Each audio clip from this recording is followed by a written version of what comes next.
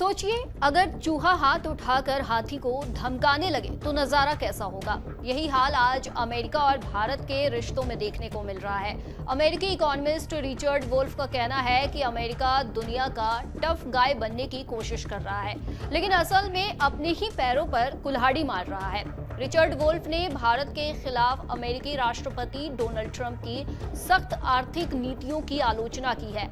Russia today के साथ एक इंटरव्यू में रिचर्ड वुल्फ ने कहा, यूनाइटेड नेशंस के मुताबिक भारत अब दुनिया का सबसे बड़ा आबादी वाला देश है। अमेरिका को भारत को ये बताना कि उसे क्या करना है, ये ऐसा है जैसे चूहे का हाथी को मुक्का मारना।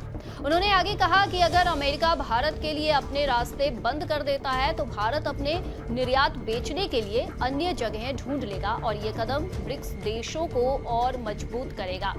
दरअसल अमेरिका ने भारत से आने वाले कई प्रोडक्ट्स पर 50% टैरिफ लगा दिया है, यानी अब ड्यूटी दोगुनी हो गई है। वजह भारत का रूस से तेल खरीदना। ट्रंप सरकार चाहती है कि रूस की कमाई के रास्ते बंद कर दिए जाएं ताकि रूस यूक्रेन के बीच चल रहे युद्ध खत्म हो। लेकिन इकोनॉमिस्ट रिचर्ड वुल्फ ने कहा, जैसे रूस ने अपने तेल के लिए नए खरीदार ढूंढ लिए, वैसे ही भारत भी अपने एक्सपोर्ट्स अमेरिका से हटाकर ब्रिक्स देशों में बेच देगा।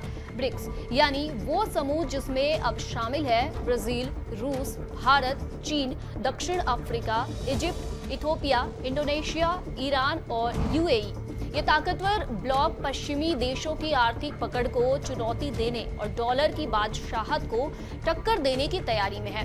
वुल्फ बताते हैं, अगर आप चीन, भारत और रूस समेत पूरे ब्रिक्स को देखें तो ये मिलकर दुनिया की 35% अर्थव्यवस्था पर कब्जा रखते हैं। वही G7 अब सिर्फ 28% पर आ गया है। उनका साफ कहना है कि ट्रंप के टैरिफ फैसले से ब्रिक्स और मजबूत होगा। ये एक ऐतिहासिक पल है जिसमें अमेरिका अपनी सख्ती दिखाने की कोशिश कर रहा है, मगर नतीजा उल्टा पड़ रहा है।